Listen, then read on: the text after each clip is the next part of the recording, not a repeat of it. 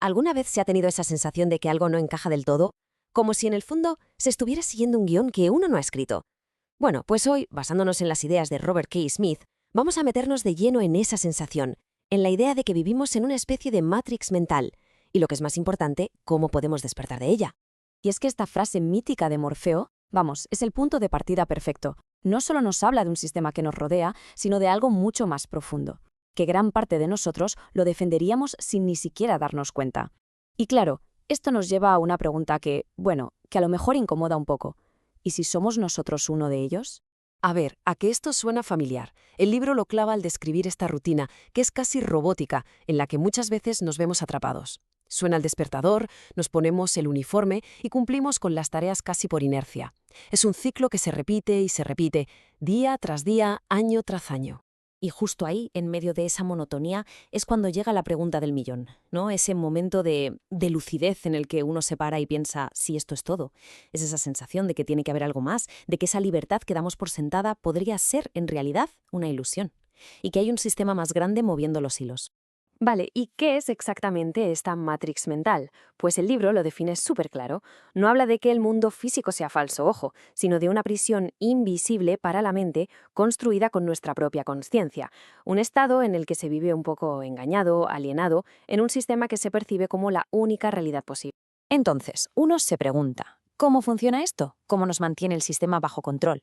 Pues fíjate, la imagen lo explica genial. La Matrix no necesita cadenas de verdad, usa distracciones. Nos tiene todo el día corriendo, ya sea para conseguir más dinero o para escapar de la crisis. El resultado es el mismo, una mente tan ocupada en sobrevivir o en tener éxito que nunca tiene un segundo para pararse a preguntar, oye, ¿y yo por qué estoy corriendo tanto? Pero ojo, que esta idea no es que se la hayan sacado de la manga en una peli de ciencia ficción, ¿eh? Para nada. El concepto de la matrix mental tiene unas raíces filosóficas súper profundas. Vamos a hacer un pequeño viaje en el tiempo para ver cómo ha ido evolucionando esta idea a lo largo de la historia. Y esta línea de tiempo, vamos, lo deja clarísimo. Esto viene de lejos, desde la antigua Grecia con Platón, pasando por el racionalismo de Descartes, hasta llegar a experimentos mentales mucho más recientes, del siglo XX. La humanidad siempre ha estado ahí, dándole vueltas a la idea de que lo que vemos, lo que percibimos como real, a lo mejor no lo es tanto. Es que, si lo piensas, la alegoría de la caverna de Platón es básicamente la primera gran metáfora de la Matrix. Los prisioneros somos nosotros, las sombras son esa realidad que percibimos y el mundo de fuera es la verdad. Pero lo más fuerte de todo, lo crucial, es cómo reaccionan los otros prisioneros. Rechazan la verdad porque la comodidad de la ilusión es demasiado poderosa. Y si damos un salto de unos cuantos siglos, nos encontramos con Descartes. Y él llevó la duda a otro nivel, a un extremo radical. Llegó a plantearse que un ser superpoderoso y malvado podría estar creando una ilusión total, engañando a todos nuestros sentidos. Desde ese punto de vista, nada, ni siquiera algo tan seguro como las matemáticas, se podía dar por sentado. Y de ahí ya casi estamos en nuestra época. Esto nos lleva directamente a la versión, digamos, más tecnológica de ese genio maligno. La hipótesis del cerebro en una cubeta viene a decir que a lo mejor no somos más que un cerebro flotando en un líquido, conectado a un ordenador que crea todo nuestro universo. Es la misma duda de siempre, la duda fundamental, pero con un toque de ciencia ficción. Bueno, pues después de todo este viaje por la filosofía, llega el momento de la verdad, ¿no? La teoría está muy bien, pero ahora toca pasar a la práctica. Porque saber que podríamos estar en una Matrix nos obliga a tomar partido. Y esa decisión se puede resumir en una elección muy famosa. Y claro, aquí entra la famosa propuesta de Morfeo, que es en el fondo la misma que nos plantea el libro. Obviamente no va de pastillas de verdad, sino de una decisión fundamental sobre cómo se quiere vivir. ¿Se prefiere la ignorancia cómoda o se elige la búsqueda, a menudo difícil, de la verdad? A ver, vamos a ver qué significa cada una de estas opciones. Para que quede claro, la píldora azul es el conformismo, es seguir la corriente, aceptar el mundo que nos han dado sin hacer demasiadas preguntas.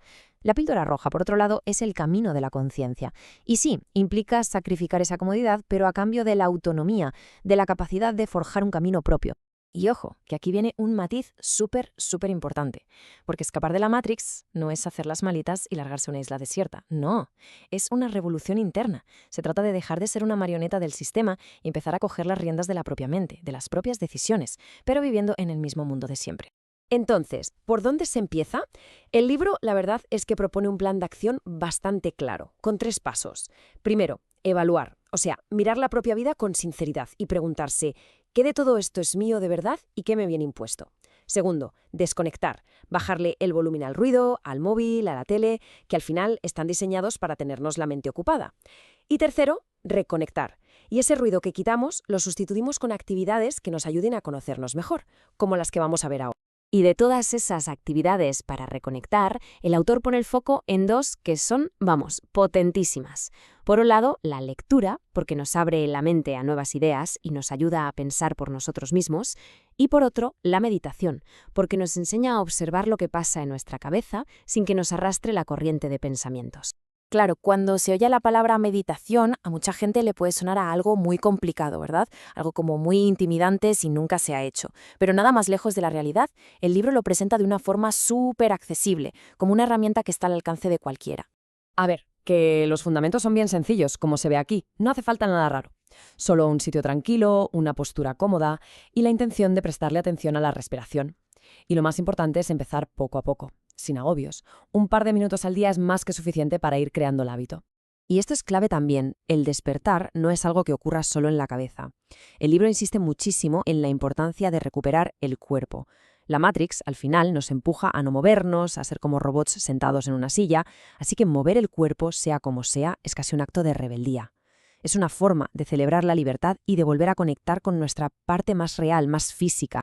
Al final, todo se reduce a una verdad muy simple, pero que a menudo se nos olvida. Solo tenemos una vida. La gran pregunta que plantea este viaje no es si la Matrix existe de verdad o no, sino cómo se elige vivir esa única oportunidad. ¿Como un personaje programado en piloto automático o como el autor consciente de la propia historia? Y esa es, en definitiva, la gran recompensa de todo este viaje. La meta no es otra que la soberanía personal, la capacidad de vivir una vida con un propósito, que se base en decisiones propias y no en reaccionar a lo que nos echen. Es pasar de ser una pieza más en el tablero a ser quien mueve las piezas. Y para terminar, nos quedamos con esta pregunta. Queda mucho que pensar. Si toda esta estructura de control es, al fin y al cabo, un estado mental, una cárcel que llevamos dentro, pues la respuesta a quién tiene la llave para abrir la puerta parece bastante clara, ¿verdad?